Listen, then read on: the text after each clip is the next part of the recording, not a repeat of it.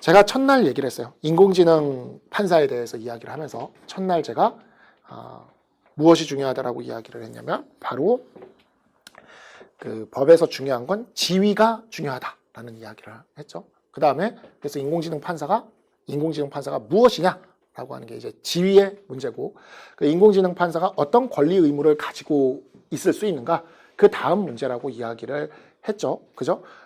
지금 이 문제가 그걸 사실 보여주고 있는 문제예요. 이 문제는 도입부인 첫 번째 단락에서 사실상 주제가 나와 있는 문제입니다. 도입부인 첫 번째 단락에서 어떤 주제가 나와 있냐면 법철학 개념을 이용해서 권리 개념을 명확히 하는 것이 필요하다라고 얘기하는 주제를 얘기를 하고 있어요. 그래서 법철학을 이용해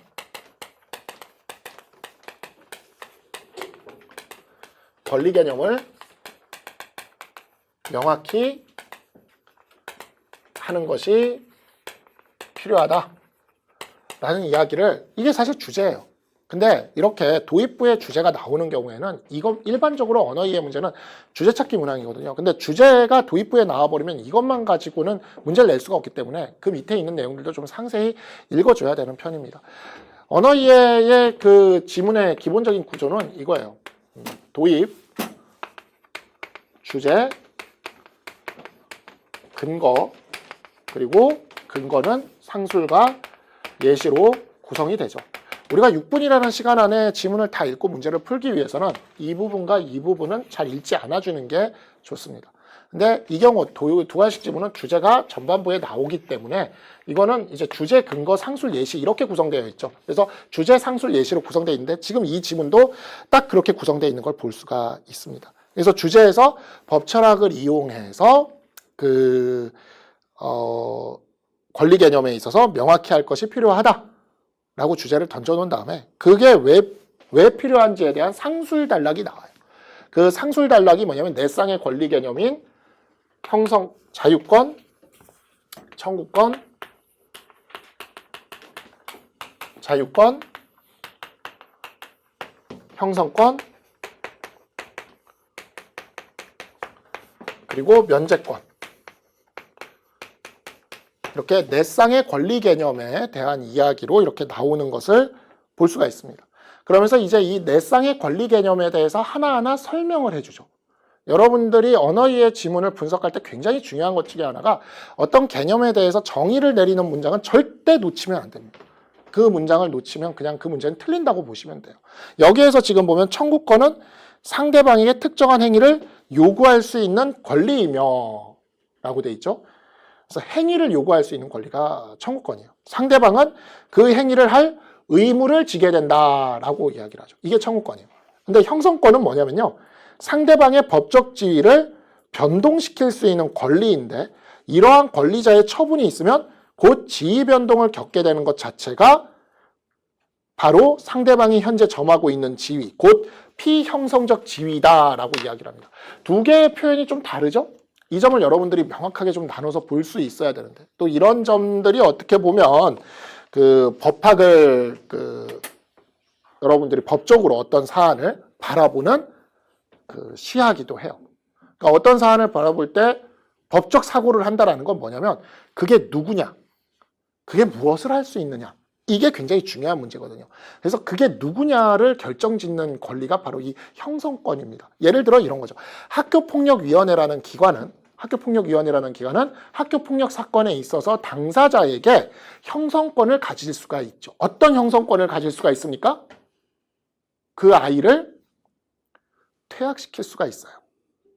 그러면 이 아이를 퇴학시킨다고 했을 때 그 학교폭력을 일으킨 학생을 퇴학시킨다고 했을 때 이 학교폭력위원회가 가지는 이 권리는 뭐냐면 학교를 다니는 학생, 중학생 또는 고등학생이었겠죠? 그게 그 학생의 지위예요. 그 사람이 어떤 사람이냐를 이야기하는 게 지위인 거예요. 그게 지위거든요. 근데 이 중학생이나 고등학생이었던 학생을 뭘로 만드는 겁니까? 더 이상 중학생이나 고등학생이 아닌 사람으로 만드는 거죠. 이게 형성권인 겁니다. 지위를 바꾸는 거죠. 물론 퇴학을 하면 학교를 걸어 나가겠죠? 그렇다고 해서 학교를 걸어 나가게 만드는 행위를 시킨 거냐? 그건 아니에요.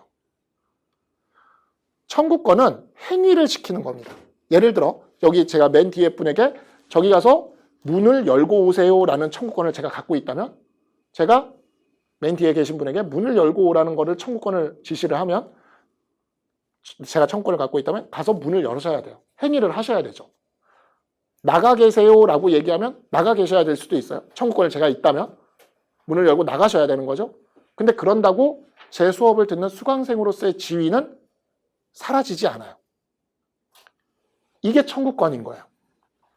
행위를 요구할 수 있는 권리가 청구권이 되는 거고요. 청구권의 상대방은 청구권에 따를 의무가 있는 겁니다. 근데 형성권은 뭐냐면 이거죠. 똑같이 나가라고 얘기하는 거겠지만 누군가에게 제가 제 수강생은 더 이상 될 수가 없습니다. 만약에 제가 형성권을 갖고 있다면 수강생은 더 이상 될 수가 없습니다. 환불받고 집에 가세요.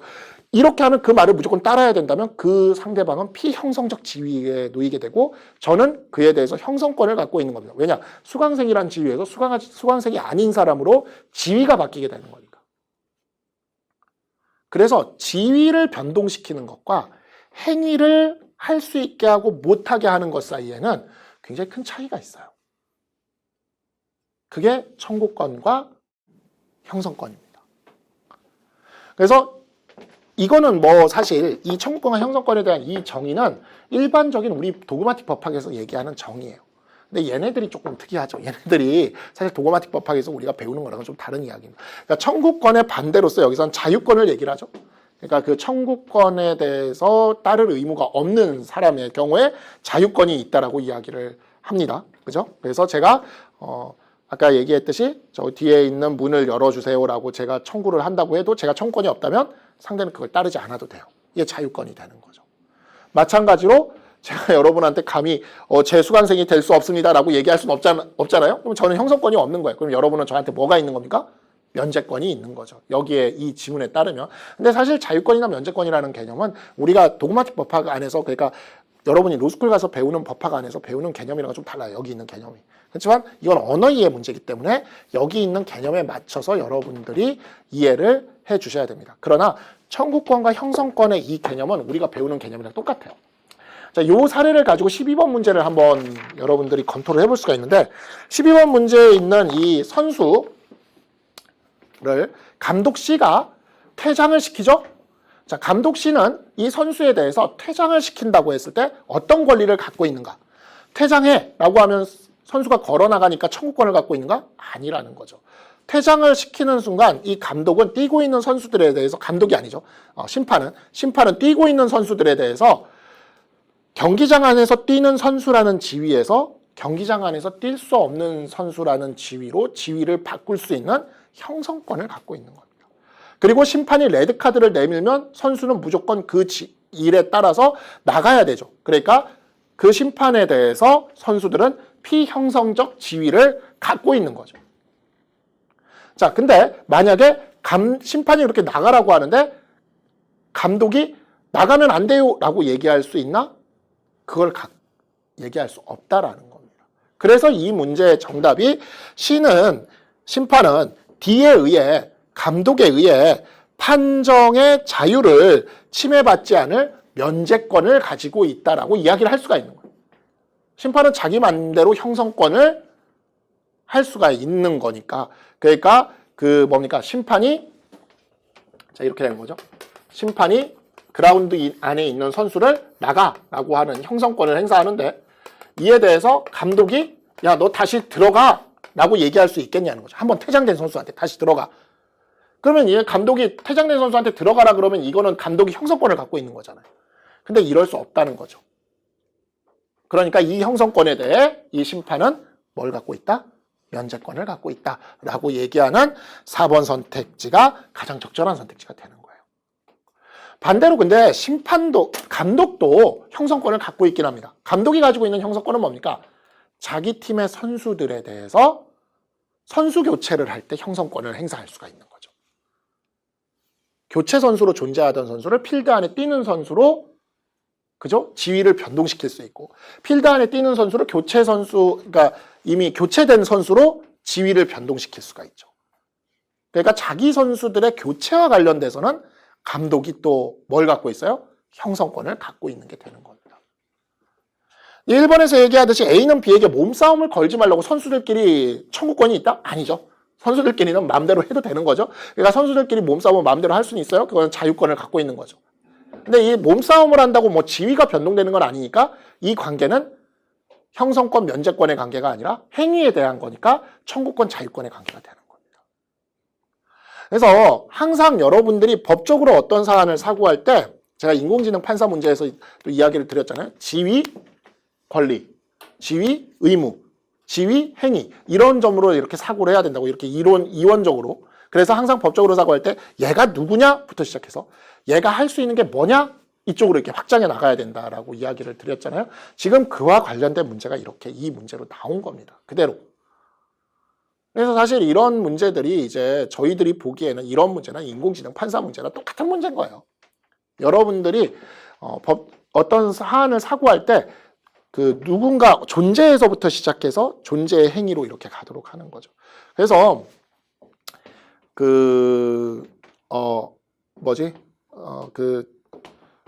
민법 총칙 목차를 보면 다 그게 드러나 있어요. 민법 총칙 목차를 보면. 민법 총칙 목차를 보면 3장이 권리의 주체, 그러니까 지위죠, 지위. 걔가 누구냐. 4장이 권리의 객체. 이렇게 되어 있는 거죠. 그래서 상대방. 그다음에 5장이 그 권리가 이렇게 이루어지는 행위에 대한 내용이에요. 그러니까 이런 것들이 이제 보면은 일단 주체, 나, 그 다음에 상대방, 그 다음에 그들 사이의 법률 행위. 이렇게 가는 거죠. 그러니까 이 순서가 딱 그 목차가 딱 우리가 법으로 사고하는 순서예요. 그 순서가. 항상 거기서부터 시작을 하는 그런 단계론적 사고를 하는 연습을 해야 돼요. 이런 것들은 사실 몰라도 할 수 있는 거죠. 몰라도. 법에 대해서 몰라도 이런 사고방식은. 그죠? 그래서 이제 아까 그 오신 분도 그 얘기를 하더라고요. 이제 지금 오신 분도 선생님 수업이 도움이 됐던 것 중에 하나가 그런 사고를 계속 연습을 시켜준 것도 그렇고 그런 사고의 과정에서 그렇게 그 사고의 그 흐름, 프로세스를 계속 모듈로 만들어가지고 저희들한테 계속 주입을 해줬는데 필요할 때 그 프로세스를 하나씩 꺼내가지고 던져가지고 쓰면 그냥 이제 그 대답하는 물어보는 교수님들도 이렇게 침묵은 굉장히 좋은 겁니다. 물어볼 게 없다는 뜻이거든요. 트집 잡을 게 없네 하는 느낌이에요. 제가 수업 가르쳤던 친구 중에 리트 70점대 경북대 로스쿨에 합격하신 분이 있어요. 70점대. 그분이 이제 면접장에서 들었던 얘기가 있어요. 나보다 잘 알고 있어서 더 물어볼 게 없네. 그랬다 그래요. 그러니까 이게 최고의 찬사입니다. 근데 이제 굉장히 독창적이네요. 이거 욕이에요, 여러분. 이 얘기를 들으면 마무개 씨의 발언은 굉장히 독창적이네요. 그러면서 굉장히 아주 자유분방하네요. 뭐 이런 거 있잖아요. 우리 다 욕입니다, 이거. 떨어지는 시그널이에요. 그 부정적 시그널이에요. 독창적이라느니 자유분방하느니 그런 게 아니라 그냥 오히려 약간 말문이 탁 막혀 하면 제가 맨날 그랬거든요. 그 면접 같은 거 이렇게 수업할 때도 교수님이 말문이 막혀 하면 오히려 잘한 거라고. 그러니까 그 말은 이제 더 물어볼 게 없을 때 너무 이렇게 대답이 완벽하게 들어와 버리면 트집을 잡아서 물어야 되는데 트집 잡을 게 없네 하는 생각이 들으면 이제 그러면서 이제 갑자기 질문을 바꾼다던가 약간 정적이 흐르면 오히려 그거는 좋은 시그널이다. 제가 이렇게 이야기를 했는데 오늘 오신 분이 그러더라고요. 그래서 지금 한 90등 이상 뒤집으신 분이 제가 그렇게 해서 대답을 할 때마다 정적 이렇게 순간 세 분이 다 아무 말 없다가 그 다음에 갑자기 다른 질문하고 나오고 그 좋은 시그널이라고 제가 그러지 않았냐고 그게 좋은 평가를 받고 있는 거라고. 근데 어쨌든 간에 그게 정말 그 정해져 있는 그런 것들이 있습니다. 그래서 이 문제도 지금 그 지위와 행위에 대한 이야기를 가지고 형성권과 면제 그 청구권의 그 사례를 가지고 그대로 문제로 만든 게 이 12번 문제예요. 그래서 지위의 문제와 행위의 문제를 여러분이 얼마나 잘 구분할 수 있는가 이걸 물어본 문제였다라고 말씀을 드릴 수가 있고 나머지 문제들은 사실 이 문제에서 또 여러분들한테 또 제가 하나 좀 이야기를 드리고 싶은 게 이 예시 부분 있잖아요. 예시 부분. 이 예시 부분은 굳이 읽을 필요가 없는 부분이에요. 그러니까 도입과 함께 예시는 읽을 필요가 없습니다. 여기서 예시는 퀸데 리덤이거든요. 자, 그러면 이 퀸데 리덤이라는 사건의 이 이야기에 대해서 내가 일단 여기 있다라는 것 정도만 첫 번째 독해에서 파악하시면 됩니다. 아, 여기에 퀸대 리덤이 있구나. 그런 다음에 이제 문제를 풀러 들어가는데 퀸대 리덤에 대한 이야기가 나오면 그때 읽으면 돼요. 만약에 퀸대 리덤에 대한 이야기가 아예 안 나오면 안 읽어도 그만이에요. 이렇게 해야 여러분들이 시간 안에 6분 안에 세 문제를 풀 수가 있습니다. 저랑 언어 수업을 여기 듣는 분들도 계신데 언어 수업 시간에 제가 그래서 계속 알려드리는 내용이 읽을 부분과 읽지 말아야 될 부분을 계속 반복적으로 제가 여기는 읽으셨어야 되고 여기는 되게 자세히 읽어야 되고 여기는 안 읽어도 됐고 여기는 여러분이 독해를 했다면 시간 낭비였다. 이거 계속 제가 하면서 그거 연습을 지금 현재 앞 2달간 지금 하고 있는 건데 그걸 시키는 이유가 뭐냐면 절대 다 읽어서는 이 시간 안에 문제를 풀 수가 없어요. 그렇게 구성돼서 나왔습니다. 언어 이해 시험은. 그래서 읽을 부분과 읽지 말아야 될 부분은 아닌데 제일 먼저 읽지 말아야 될 부분이 이 예시예요. 예시. 제일 재밌는 부분인데 많은 친구들이 언어 이해 지문을 읽으면서 정말 이 예시를 정말 좋아하거든요. 근데 제발 언어 이해 지문을 읽으면서 독서의 즐거움을 느끼지 마세요. 언어 이해 지문은 문제를 풀기 위해서 읽는 거지 내가 즐거우려고 읽는 게 아니거든요. 그래서 읽어야 되는 부분이 사실 이건데 이거는 또 잘 안 읽어요. 왜? 재미가 없거든요. 그래서 어떤 일이 벌어지게 되냐면 이 재밌는 도입이랑 예시를 읽은 다음에 이걸 역추산해가지고 이 주제를 막 머릿속에 그려냅니다. 이게 오독을 불러오는 거예요. 그래서 문제풀이에 쓸모없는 부분은 과감히 안 읽고 패스하고 쓸모있는 부분들만 읽고 그 부분만 가지고 문제를 풀어보다가 안 되면 퀸대 리덤이 갑자기 튀어나와. 그럼 그때 퀸대 리덤을 읽으러 들어오고 이런 식으로 여러분들이 언어 이해 지문은 접근을 해줘야 됩니다.